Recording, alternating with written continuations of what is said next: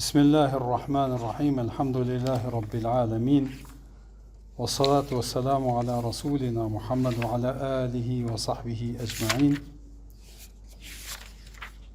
Allahun e lartësuar lavdërojmë, qojmë salavat dhe selam me pejgamberit e tij Muhammedit sallallahu alaihi wasallam, familjes, shokëve dhe të gjithë besimtarëve musliman që pasojnë rrugën e tij dhe udhëzohen me sunetin e tij deri në ditën e gjykimit. Të nderuar, po vazhdojmë me dersin e radhës.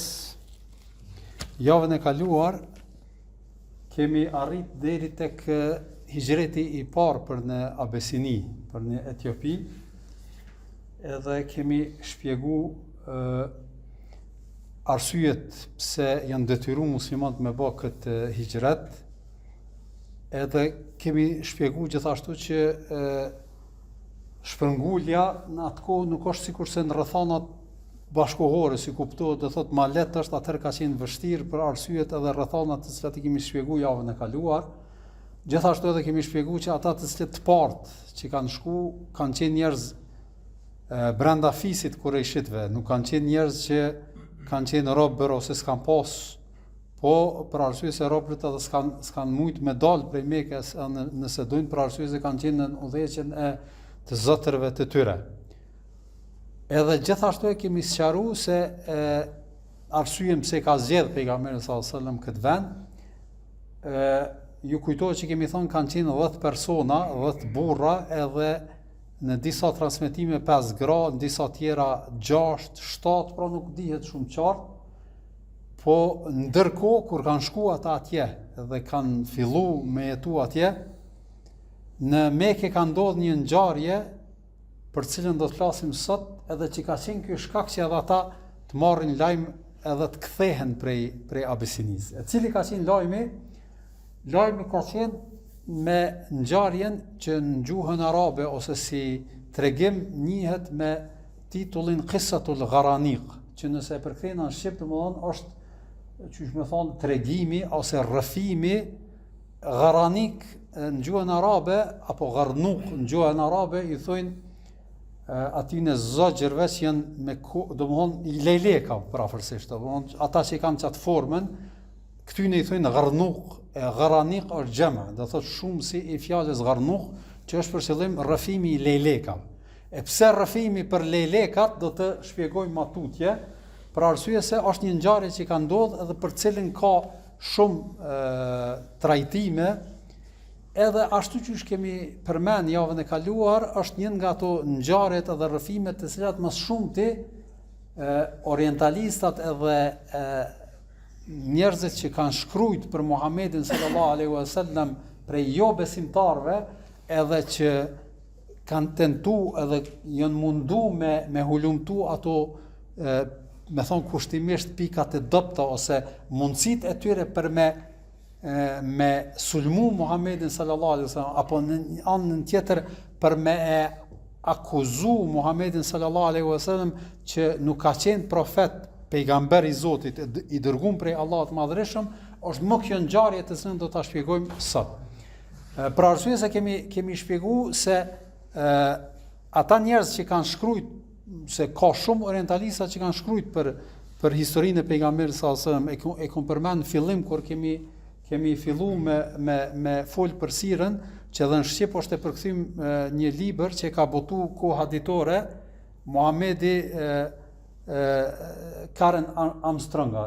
Kështu e ka emrin një grua që e ka shkruajt, e kam përkthy në shqip, i cili e ka bërë një rrëfim në bazë asaj që ai ka hulumtu dhe ka gjetë, edhe e përmend pejgamberin sallallahu alajhi wasallam nuk fol keq për të, në kuptimin e akuzës, por jo që e pranon që si pejgamber Zotit, edhe përmend edhe këtë ngjarje Qissatul Gharaniq, po e përmend shumë kalimthi, jo do thotë që fokusohet shumë, po në përgjithësi orientalistat të cilët janë mundu, kemi thënë që kanë qenë dy qasje. Qasja e parë që e kanë akuzuar pejgamberin sallallahu alajhi wasallam se ka qenë Allahu qoftë i pastër edhe pejgamberi i tij Muhammed sallallahu alajhi wasallam nga këto akuza, se e kanë akuzuar se është mashtrues, do thotë me ato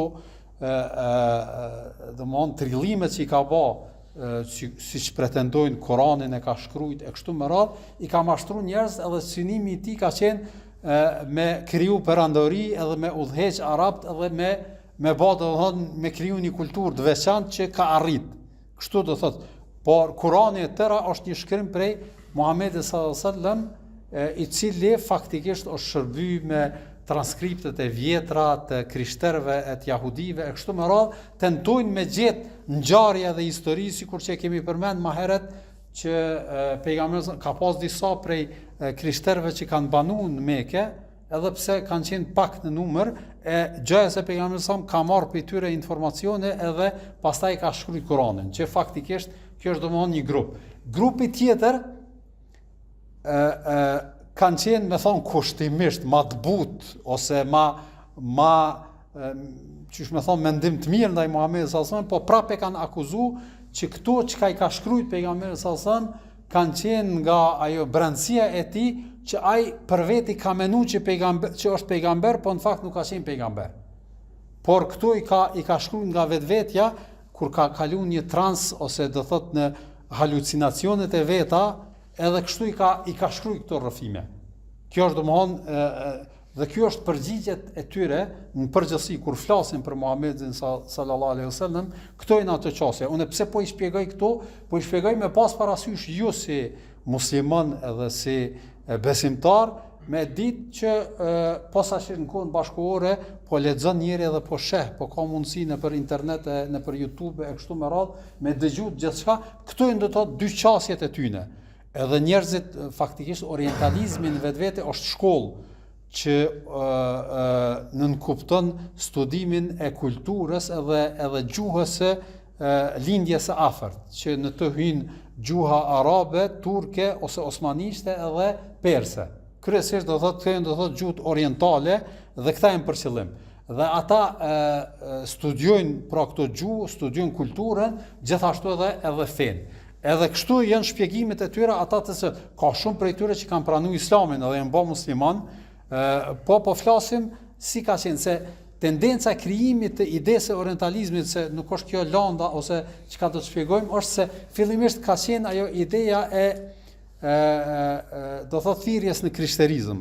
Mirë, po në debatet e tyre nuk kanë arritur sukses. Posaçërisht mas luftave kryqëzata, atëherë ka fillu mas këtyne luftrave, atëherë ka fillu ideja e krijimit të apo studimit të orientalizmit. Për arsye se ata kanë thonë që nëse dojmë mi sulmu muslimanët, atë duhet me mësu çka thojnë ata. Për arsye se pa njoft s'mundesh me sulmu. Edhe kjo ka qenë do thotë hapi i dytë që ata kanë kriju, edhe ka pas shkolla edhe katedra që kanë mësu faktikisht fenë islame sipas interpretimit të tyre.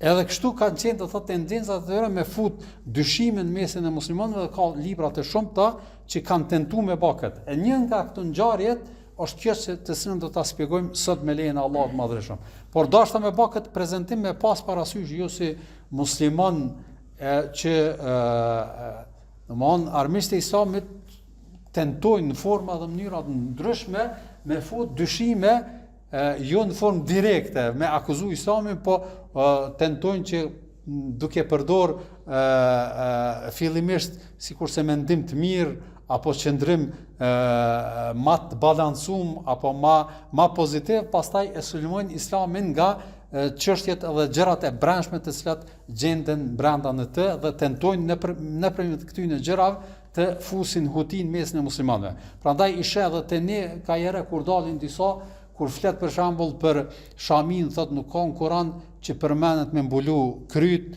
domthonë tentojnë me i bë disa që faktikisht këto idetë edhe këto dyshimet e para janë prej orientalistave. Do thotë ata i kanë ngrit e këta i lexojnë dikun edhe tentojnë pastaj me dal edhe me bë si verifikime që na e njohim shumë Islamin edhe i dim e kështu me radhë. Prandaj është mirë me i ditë këto, me i pas parasysh edhe me u mundu. Në vitin 1920 është shkruajt një libër që i ka 4 pjesë, do thotë 4 vëllime që janë përmend pavarësisht afër 1200 dyshime që kanë bënë me Islamin, që i kanë shkruajt orientalistat. Edhe libri e ka emrin El Hidaye, që nëse përkthejnë shqip është do thotë udhëzimi. Dhe është do thotë i botuar 1920-ën. Do thotë është përhapkja. Pastaj ka do thotë kundërshti edhe sqarime këtyre dyshimeve që kanë bë dietarët musliman në përgjithësi, është një libër i njohur, pastaj që i ka bë sqarime këtyre dyshimeve që i ka 22 vëllime. Është i njohur, edhe libra është i njohur, po vetëm po du me përmend që vazhdimisht ka pas tendenca me fut dyshime në mësimet e islame nga ana e jo besimtarëve vazhdimisht. Nëse njeri nuk e bën imun veten ashtu siç duhet, atëherë mundet me psu edhe me mbet në zemrën e tij nëse dëgjon një prej këtyre dyshimeve, edhe nëse nuk e, sikur puna e virusit e kemi përmend disa herë, nëse nuk bash imun, atëherë çdo herë ki rrezikun e marrjes së smundjes. Mirë, po kur bash imun, pastaj nuk ka mundësi me të infektu kurkush për arsye se e ke imunizu veten. E imunizimi i jon është do thotë me e mësu islamin e saktë edhe të vërtet, nga burimet e qarta, për arsye se që ka thonë edhe Allah xhalla ala, që Allah xhalla ala e ka zbrit Kur'an këtë libër të qartë që e pasojnë do thotë njerëzit që nuk kanë në zemrat e tyre pra zejg, do thotë turbullira ose çish më thon gjëra të paqarta, kështu që e pasojnë do thotë vërtetën. E çka është ngjarja e Ghananik është ajo se me një rast ju e dini surët të cilat kanë zbrit në Mekë, të gjitha janë sure që i flasin logjikës së njerit, edhe janë nivelin më të lartë të gjuhës arabe, edhe janë shumë domthonë niveli i gjuhës është shumë i lartë. Neve në Shqip i përkthejmë ato, ndoshta disa nga këto mundesh mi shiju në gjuhën shqipe, mirë po jo ashtu që shijohet do thotë ëmbëlsira e shpjegimit të tyre nga ashtu që i ka shpjegu apo i ka thënë Allah xhalla ala në Kur'anin famlar. Prandaj edhe kemi përmend javën e kaluar surën El-Haqqa, kur e ka dëgju Omeri radhiyallahu ta'ala anhu, që ju kemi thënë, ndoshta dikush për juve, ndoshta edhe është kthy me e lexu librin, me e lexu këtë sure, domthonë sa të rënda edhe sa të fuqishme janë ato gjëra të cilat thuhen në fillim të kësaj sure. Që faktikisht Omeri radhiyallahu ta'ala anhu ka pas betejë në mendjen e vet, në trurin e vet, në ato që i thoshte Muhamedi sallallahu alaihi wasallam, edhe i dëgjonte prej gjuhës së tij, edhe i merrte përgjigjet aty për aty. E një ashtu është edhe një sure tjetër në Kur'anin famlar që është surja An-Najm, që nëse përkthejnë në shqip domthon është surja e yllit. Najm në gjuhën arabe është ylli, po jo ylli, po në përgjithësi do thotë trupa qiellor. Domthon çat kuptim e kanë, edhe Allahu xhalla ala pra kjo sure i ka 2 faqe gjys, prafërsisht domthon i ka 62 ajete, edhe Allahu xhalla ala fol për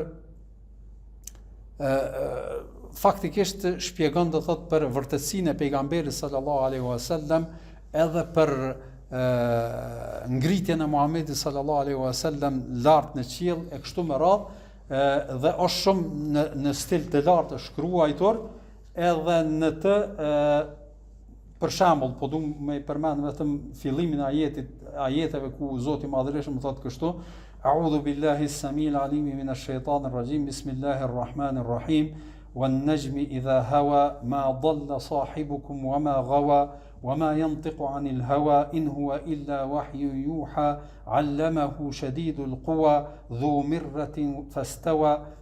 Vazhdon ajetet që mos me zgjat, po janë shumë stilit dhe nivelit nalt në gjuhën arabe, ku Zoti i Madhërisht po thotë: betohem në yllin kur perëndon, se shoku juaj, pra Muhamedi alayhi salatu wassalam, nuk ka humbur e nuk ka devijuar, ai nuk flet sipas dëshirës së vet, por ajo që thot ai është vetëm shpallje hyjnore që i vjen atij, atë ja ka mësuar atij një angjull shumë i fuqishëm, është fjala për Xhibrilin alayhis salam, mendje lartë që ju shfaq qartë në horizontin më të lartë, është fjala herën e parë kur është shfaq edhe që e ka pa pejgamberi sallallahu alajhi wasallam në formën e tij, pastaj ju afrua duke zbritur dhe I qëndroi pranë sa hapësira midis dy harqeve ose edhe më afër, atëherë Allahu ja frymëzoi robit të vetë shpalljen ndërmjet Gjebrailit. Zemra e Muhamedit nuk gënjen për atë që ka parë, vallë a do ta kundërshtonit atë për çfarë ka parë? Në të vërtetë ai e ka parë Xhibrilin edhe një herë tjetër në Sidratul Muntaha, e kështu vazhdon ajetet deri sa vjen te ajeti 18, 19, 20, ku Zoti I Madhreshëm thot kështu: Shikimi I tij Muhamedit nuk u shmang dhe nuk shkoi përtej asaj që I është lejuar të shihte, por ai pa disa nga mrekullitë më madhështore të Zotit të tij. Është fjala për Isran dhe Mirajin.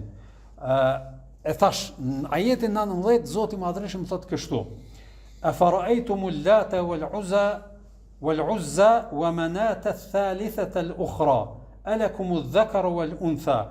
A e keni parë Latën dhe Uzzën? Do të Lata dhe Uzza janë dy idhuj që I kanë adhuru Mekasit, në përgjithësi do të idhujtarët. A e keni parë Latën dhe Uzzën? Po Menatën, edhe Menata është zoti I tretë, të tretën dhe të fundit të kësaj trinie, do thotë këto kanë qenë tri zotat ma madhështor, edhe ata I kanë pas të kategorizuar zotrat, nuk kanë qenë të gjitha në një nivel që I kanë adhuru. Këto trija kanë qenë ma të mëdhenj sipas tyre. Po thot vallë, a për ju janë djemet, ndërsa për atë vajzat. E Allah xhalla wala këtu po vjen do thot në formë pyetje qortuese që ja kanë vesh Allah të Madhreshëm, se kanë thënë këto tri zotat janë bijat Allahut. Kështu do thot ata kanë pretendu. E Zoti I Madhreshëm po thotë ju për veti s'po pranoni me pas vajza. Ju e dini që Kurejshitet edhe mushrikët e Mekës, domthonë e kanë konsideruar një lloj jonderi me pas fëmijë vajza. Ju e dini që ka qenë traditë e tyre edhe me I varros edhe me I grapos vajzat. Apo dini, do të flasim këtë kur flasim në tutje, do thotë kur vim shpjegime të posaçme, edhe Allah xhalla wala tash po ju fol logjikës tyne, ju për veti s'po pranoni me pas vajzë, e Zotit po I përshkruani vajzë. A I keni parasysh? Domthon sa është do thotë e logjikshme kjo çka po thuni ju, kur doni ju me madhru Allahun e Madhreshëm, atëherë diçka çka s'po pranoni për vete, do thotë po lejoni me I atribu kujt Allahut të Madhreshëm. Domthon ju flet logjikës së tyre që kjo çfarë po bëni do thotë nuk është një ngjarje, nuk është një logjik e shëndosh edhe e drejtë të cilën po e veproni ju. Thotë kjo ndarje është e padrejtë, po thotë Allah xhelala. Domthon çështu që ju për vete me lan djem edhe Zotit Madhreshëm, jo pse Allahu ka nevojë për djem. Allah qofti I pasën nga kjo, po logjikisht kjo çfarë ju po pretendoni ju për vete nuk e lejoni. Prandaj edhe tregohet me një rast, ka qenë Bakilaniu, ka qenë një prej dietarëve njohur Islam. Ka thanje për aspektin e disa emrave të cilësive të Zotit Madhreshëm që ka anu, ka komentimi edhe shpjegimi I tyre, do thot alegorik I tyre, po ky ka qenë do thot shumë I mençur ky Bakilaniu, dhe me një rast në atë kohë ka pas një delegacion me shku tek krishterët në shtetin e krishterëve, edhe ai udhëhesi I asaj kohë muslimanëve I thot me marr edhe Bakilanin me veti, do thot si delegat ose si njeri do thot që me shku me pas vizit të krishterët. Edhe kur shkan Bakilani së bashku me delegacionin edhe bahen takimet, edhe kur e kupton ai udhëhesi krishterëve se është një dietar I muslimanëve me ta, I thirr edhe ato priftrinë të mëdhej që me u taku me këtë, edhe me bë bisedë. Edhe Bakilaniu kur takohet thot I njofton edhe ky tash fillon me pyet, çush jeni, a jeni mirë, domthon bisedat fillestare që zakonisht bëhen.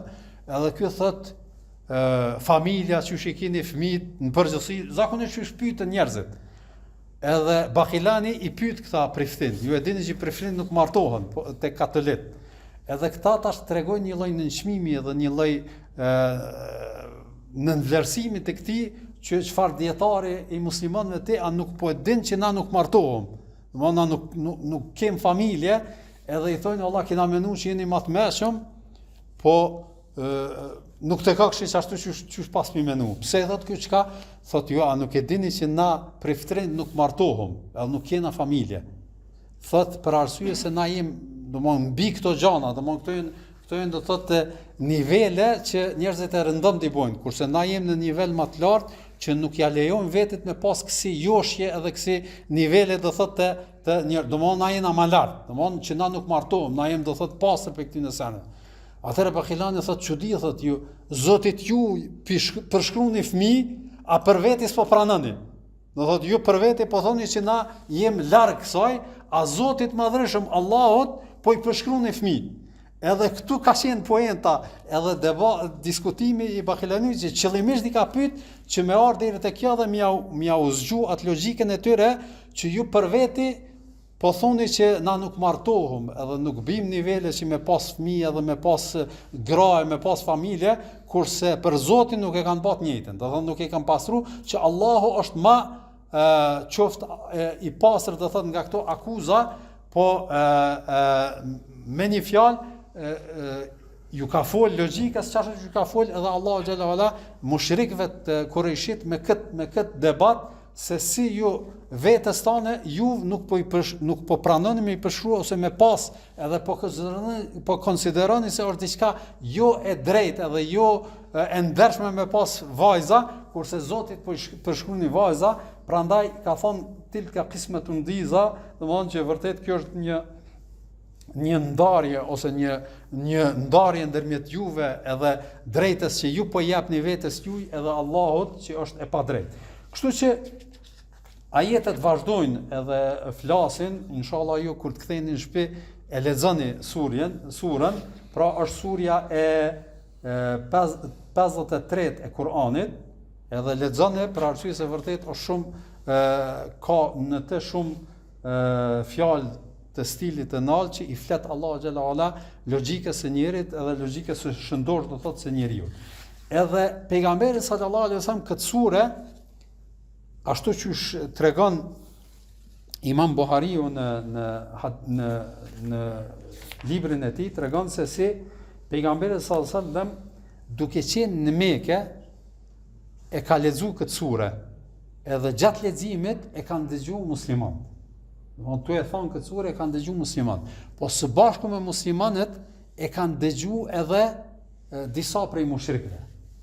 Disa prej mushrikëve që kanë qenë afër e kanë dëgju pejgamberin sallallahu alajhi wasallam duke lexuar. E tash kjo sure ka qenë surja e parë e cila në fund të surës e ka pas ajetin e sejdës. Ju e dini do thotë në Kur'anin famlar 14 ajete janë që kur të lexohen bëhet sejdë.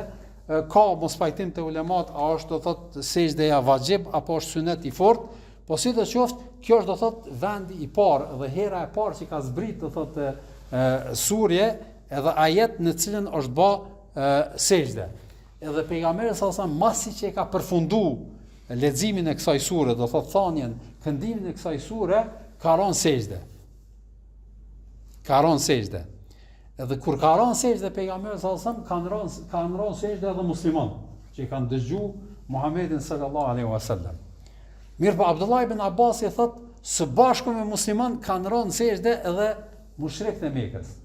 Nga fasionizmi edhe stili i lartë që kishte gjua, që as janë magjeps, sa që kur kanë rënë në sejdë edhe pejgamberi sallallahu alajhi wasallam, edhe musliman, disa nga mushrikët që e kanë dëgjuar, edhe ata që kanë qenë prezant kanë rënë të gjithë. Edhe ata kanë rënë sejdë. Për arsye se ata në një formë e kanë adhuru, e kanë besu Zotin, vetëm se i ka përshkruar Zotit do thot ortak në adhurim. E keni parasysh. Edhe ata i kanë bërë sejdë. Thot Abdullah ibn Abbas përveç një njeriu që ka qenë Umej ibn Khalaf, i cili nuk ka rënë sejdë, po ka marrë zall, do thot prej tokës edhe e ka qit në ball. Do thot e ka qit në ball edhe është mjaftuar me kaq. Edhe kjo është ndodhi e cila e përmendet në Sahihun Buhariu që ka ndodhur kjo.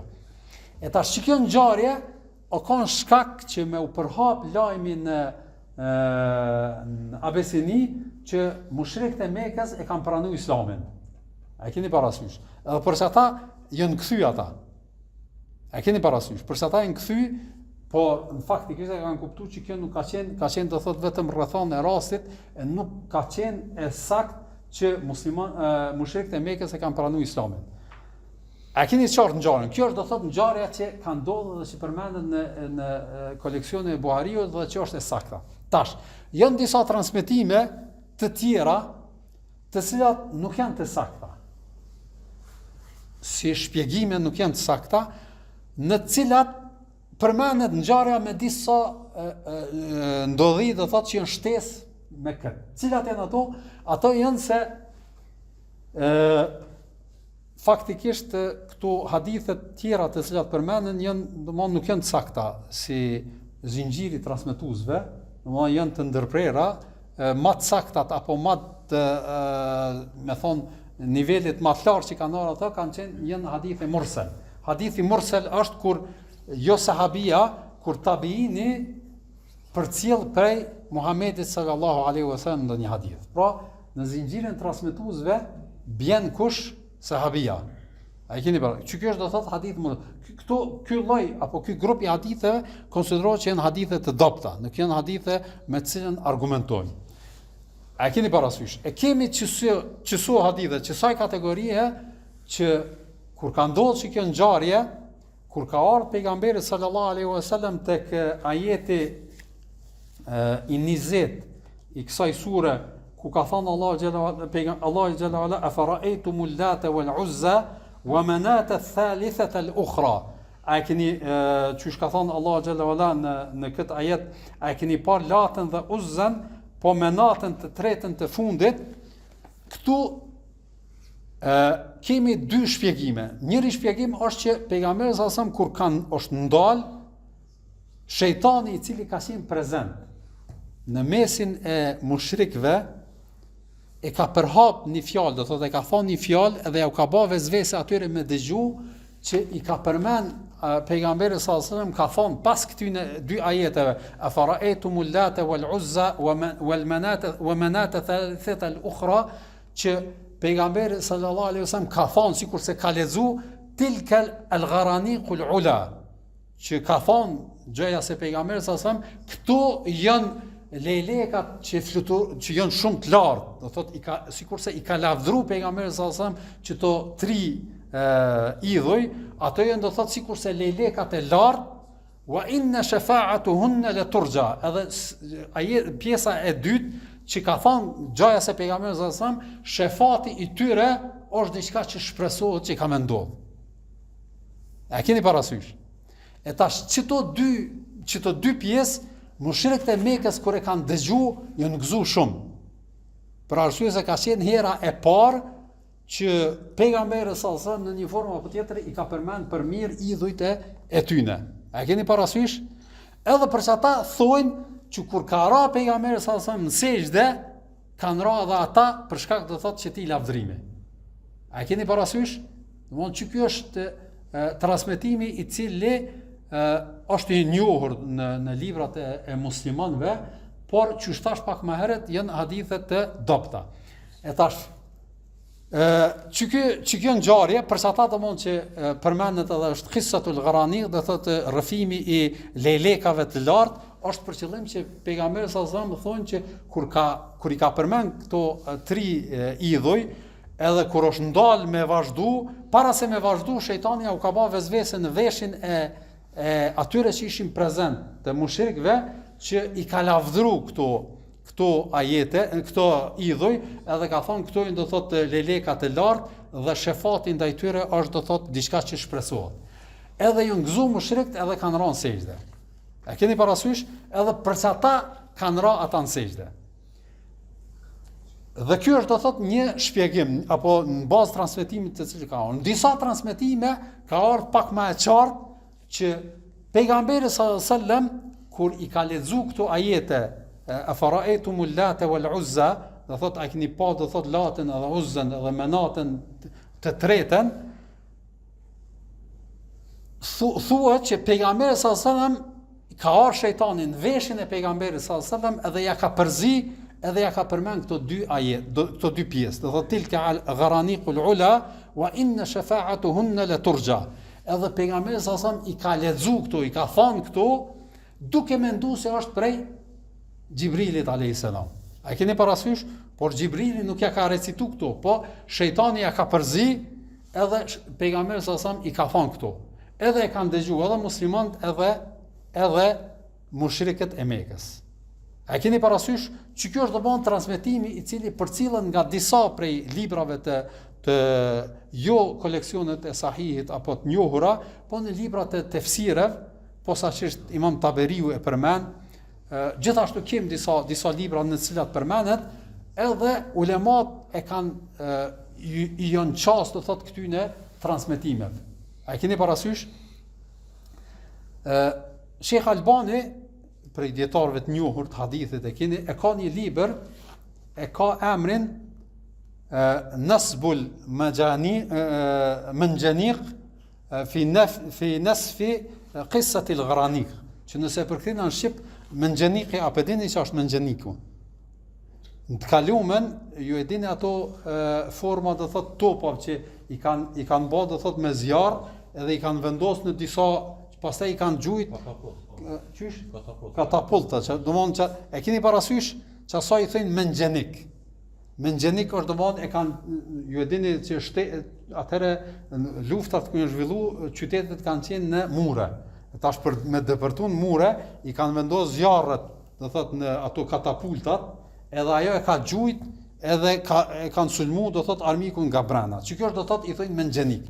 Sheikh Albani ka shkruajtur në libër edhe e ka thujt, do thot përgatitja që tyne katapulta për me e rënu ngjarjen e qësaj do thot rrëfimit të Garanikave. Qështu do thot mundet me pas përkthimin libra, edhe ky libër faktikisht e ka shkruajtur Sheikh Albani edhe i ka hulumtu të gjitha transmetimet të cilat kanë ardhur në lidhje me këtë ngjarje.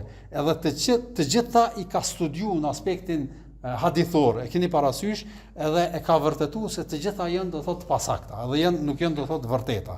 Do thot janë të trillume dhe nuk janë të sakta që i përshkruhen apo i atribuohen pejgamberit sallallahu alaihi wasallam. E sakta është ajo që e ka përmend Imam Buhariu në koleksionin e tij nga Abdullah ibn Abbasi, që sahabët që e kanë dëgjuar pejgamberin sallallahu alaihi wasallam kanë rënë sejdë, edhe nga magjepsja që e leximit edhe stili që ka pas kjo sure në ka ra edhe në zemrat e mushrikëve, edhe ata i kanë bërë sejdë Allahu xhalla ala nga ajo humbje e asaj recitimi që e ka bërë pejgamberi sallallahu alaihi wasallam. Kjo është e sakta. Kurse ngjarjet tjera të gjitha janë të pasakta edhe nuk janë të vërtetuar, megjithse pra Sheikh Albani e vërteton këto në aspektin hadithor që nuk janë të vërtetuar, po ka edhe dietar të tjerë, për shembull Ibn Khuzaimah që konsiderohet për dietarë të vjetër, kur është pyet për këtë hadith, thonë të gjitha janë do thotë hadithe që janë fut nga ana e munafikave dhe dyftishave që kanë tentuar me fut dyshime në Islam. E kështu me radhë ka shumë dietarë që i kanë mohu. Mirë po, për me qenë korrekt, edhe me qenë të thotë në këtë mesele, për arsye se na gjonat në Islam e dim që shpjegohen në formë, nuk ka diçka me mshef, diçka me lanë, do thotë mos me shpjegu. Ka prej ulemave që i kanë pranuar edhe këto hadithe. Domthonë që janë të pasakta, ka që i kanë pranuar, për shembull Ibn Hajeri prej dietarëve të njohur e pranon këtë ngjarjen që shejtani ja u ka bë vezvese mushrikëve. Thotë që kjo mundet me qenë e ndodhur për arsye se vazhdimisht ka punu edhe ka tentu shejtani me fut dyshime në zemrat e njerëzve, kështu që ka qenë do thotë vetëm një tendencë ose një cytje shejtanit që ka ndiku edhe jo më shumë. Disa dietar tjerë, për shembull Ibn Taymije e pranon edhe versionin e tretë që thot është e mundur që edhe pejgamberi sallallahu alajhi wasallam ju ka përzi edhe ka thonë këtë fjalë, ashtu që është transmetohet në disa transmetime, mirë po ajo që është e vërtet është se pas kësaj ngjarje Xhibrili alayhis salam ka ardhur edhe e ka përmirësuar edhe e ka larguar do thot këto sqarime. A e keni parasysh? Domthon ka prej dietarëve që i pranojnë këto rrëfime, po jo se ka ndodhur diçka e paqartë në Kur'an. Domthonë dihet në Kur'an dihet qartë çka është Kur'ani dhe çka s'ka Kur'ani. Mirë, po në një situatë caktuar edhe pejgamberi sallallahu alajhi wasallam ka mundësi që është përzi, ka thënë Ibn Taymija, prandaj edhe kjo mundet me qenë e mundur, po sidoqoftë ajo çka është e saktë është se vërtet na jem umet që pasojmë do thotë të saktën e cila është me zinxhir transmetuesve, po një ashtu edhe nëse i lexojmë hadith ajetet të cilat kanë ardhur pas kësaj, e shohim që nuk ka fare përputhje me atë që kanë thënë ose atë që ka bë cytje shejtani në zemrat edhe veshët e njerëzve në përgjithësi, për arsye se Allahu xhalla ualla në vazhdim të ajeteve thotë kjo ndarje është e padrejtë kur ka thonë ju do thotë vetës i caktoni djem kurse Allahut vajza, dhe kjo ndarje e padrejtë, po thotë Allahu xhalla ualla në vazhdim in hiya illa asma'un sammaytumuha antum wa aba'ukum. Vërtet këta janë vetëm emra që ua keni ngjitur idhujve ju dhe të parë tuaj, kurse Allahu nuk ju ka dërguar për ata asnjë provë. Do thotë që faktikisht të gjitha ajetet të cilat kanë ardhur pas kësaj mohojnë do thotë një realitet që pejgamberi sallallahu alajhi wasallam tregon që e ka lexuar surën prej fillimit deri në fund. Do thotë nuk është që ka zbrit ajetet vetëm deri në atë vend, po e ka lexuar këtë surën deri në fund, pastaj edhe ka bërë sejdën. Kështu që edhe në përmbajtjen e Kuranit nuk është në përputhje ajo thënie dhe ajo çka ato dy fjalë të cilat apo dy fjali të cilat i ka fut si vezvese shejtani në veshët e pra mushrikëve dhe që kanë pretenduar që pejgamberi sallallahu alajhi wasallam për herë të parë i ka lavdruar idhujt e tyre. E që faktikisht kjo nuk ka ngjarë, por është do thotë një lloj keq kuptimi, po sidoqoftë thamë edhe na pak më herët që këto do thotë transmetime të cilat nuk janë të sakta, vetëm ka mbetë edhe është një ajet në Kur'anin famlar me të cilën janë kap ata të cilët i kanë vërtetuar këtë ngjarjen e dytë, versionin e dytë, që Zoti i Madhërisht në Kur'anin famlar në surën El-Hajj thotë kështu: "Wa ma arsalnaka min qablika min rasulin wala nabiy illa idha tamanna alqa ash-shaytanu fi umniyatihi فينسخ الله ما يلقي الشيطان ثم يحكم الله آياته والله عليم حكيم." Që në përkthim po thot Allahu xhalla wala në surën Al-Hajj ajeti 52, po thot wa ma arsalna min qablika min rasulin, nuk kemi dërguar para teje o Muhammed as pejgamber, as të dërguar as nebi, as pejgamber, illa idha tamanna, që kjo fjala tamanna në gjuhën arabe i ka dy kuptime. Mos me hi shumë fell me ja u kompliku, vetëm po e përmendin si ajet me pas parasysh për arsye se kjo është ajeti në cilën mbështeten ata të cilët e vërtetojnë ngjarjen dytën ose ngjarjen e tretë. Fjala tamanna në gjuhën arabe i ka dy kuptime. Kuptimi i parë është me lexu. Kuptimi i dytë është me shpresu, me pas qef diçka që s'mundet më realizu. A e keni parasysh? E nëse përkthim sipas përkthimit të parë me lexu, po thotë që Allah xhalla ualla nuk ka dërguar pejgamber i cili ka lexu prej ajeteve që Allah xhalla ualla ka zbrit, e që shejtani s'ka tentu në leximin e tij me fut diçka, me përzi, me pështjell diçka, me shtu diçka. A e keni parasysh? E po thotë fayensakhu Allahu ma yulqi ash-shaytanu. E Allahu e anulon, e largon atë që ka tentu shejtani me fut, edhe e lën atë që Allah xhalla ualla e ka zbrit. A keni parasysh? E kështu që thonë që ky ajeti ndërlidhet me këtë ngjarjen se shejtani ka tentu me fut diçka nga vetja e tij për mia përzi pejgamberve, që ka qenë vazhdimisht kjo, jo vetëm me Muhamedit sallallahu alaihi wasallam, mirë pa Allah xhalla ualla e ka largu, e ka anulu me një herë atë dhe e ka vendosur dhe ka bërë të fortë atë që e ka zbrit Zoti i Madhërisht. Domthonë ky është kuptimi, kanë thonë që ky ajet ndërlidhet me këtë ngjarjen se që ka tentuar shejtani me fut, do thotë këto dy fjali që Allah xhalla ualla pastaj i ka drejtuar pejgamberit sallallahu alaihi wasallam dhe i ka thonë që këto nuk janë prej ajeteve që Allah xhalla ualla i ka zbrit. Dhe leximi i dytë apo kuptimi i dytë ajetit tamanna është do thotë që thash pak më herët me shpresu, që është për qëllim që çdo pejgamber ka shpresuar që ose ka pas dëshirë që umeti vet me pranu islamin, do të me konë në rrugë të hajrit, e shejtani do thot në atë shpresimin e tij, do thot ka fut cytje edhe ja u ka kompliku që ata mos me i pasu pejgamberët.